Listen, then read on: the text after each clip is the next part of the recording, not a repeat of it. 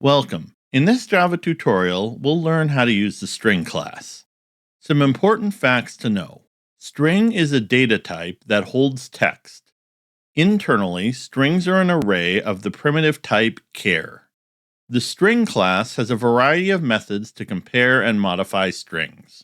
We'll start by looking at the most common way to declare and initialize a string, which is to say string, the name of the variable, in this case, a, and then set it to a string literal, in this case, hello. Java will place the variable on the stack and create a reference pointing to the object on the heap. Typically, it will put it inside the string pool. This means if we create another string variable with the same value, Java will look in the string pool, see it's already there, and then have the new variable refer to the same memory location. This behavior reduces memory usage. This behavior is different from most other object types in Java. Now let's look at a less common way to declare and initialize a string variable. This is how we declare and initialize most objects. When we do it this way, Java will create a unique object outside of the string pool. If we do it again this way, even if it's the same value, it will create a second object on a different part of the heap. While this is unusual behavior for a string, this is typical for most objects.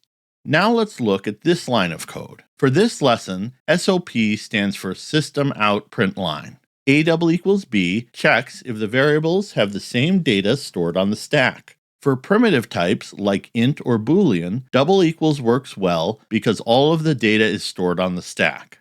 However, with object types like strings, == checks if the references on the stack are referring to the same object on the heap. In this case, A and B refer to the same object, so it will evaluate to true. Now let's look at another line of code. We're checking if C and D are referring to the same object on the heap. They aren't, so even though the objects are identical, it will evaluate to false because the variables refer to different objects. These two objects, while equivalent, have different identities. Checking whether two variables refer to the same object is called referential equality, and that's why == isn't a good way to compare the values of objects. In the case of strings, it will generally work, but it is a risky practice. For strings, we compare equality using the equals method. So, A = B checks if the data that A and B refer to is equivalent. In this case, A and B refer to the same object, so they will, of course, be equivalent. C and D are referring to different objects, but the data in those memory locations is the same, so the equals method will return true. Let's look at another way to use the string class's equals method. Here, we're calling the equals method from the string object that A refers to. We're passing the string literal hello to the method. Since A refers to a string object that is equivalent to the string literal we're passing, the method will return true. Next, let's change A. This created a new object in the string pool and changed A to refer to that new object. The original object is unchanged. We created a brand new object and changed where A was referring.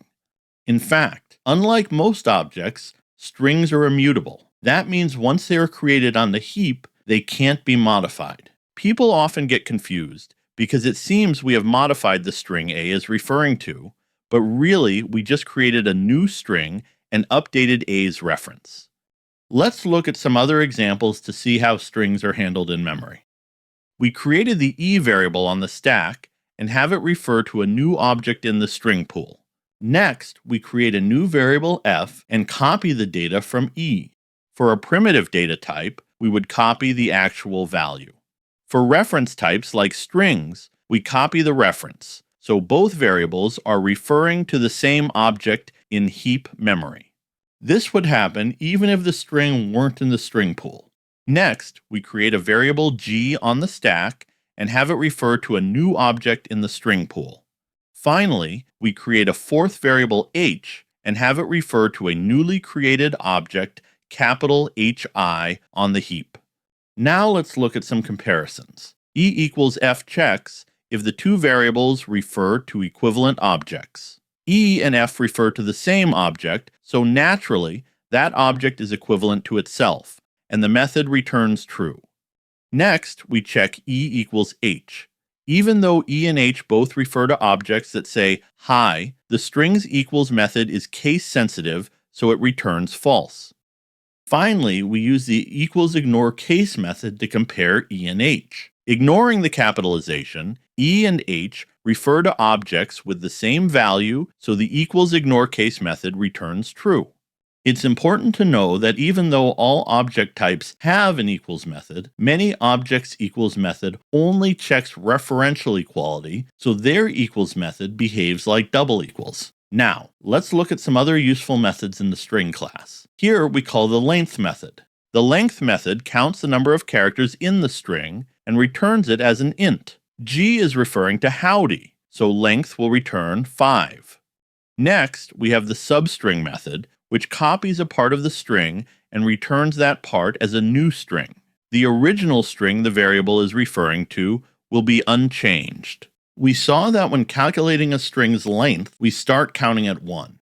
But when using the substring method, we start counting at 0. For a string with length 5, the indexes go from 0 to 4. In this example, we passed one argument to the substring method. The substring method will start at index 2 inclusive and go to the end of the original string. This call returns the substring wdy. There's another version of the substring method with 2 parameters, so we provide it with 2 arguments. In this case, the first argument is where we want to start, and the second one is where we want to stop. However, you must be careful because the first value is inclusive while the second one is exclusive. We start at index 1, but we'll end 1 before index 4. This call returns the substring OWD. Let's look at the compareTo method. The compareTo method in the string class compares the two strings lexicographically and returns an int of their difference. If the two strings have the same value, it will return 0. In this case, it returns negative 32. If we switch the order of H and E, it would return positive 32. Finally, let's look at a couple of examples of how we might use these methods. We're taking the length of the string that H is referring to and storing it in an int value I. Notice that since I is a primitive type, all the data is on the stack.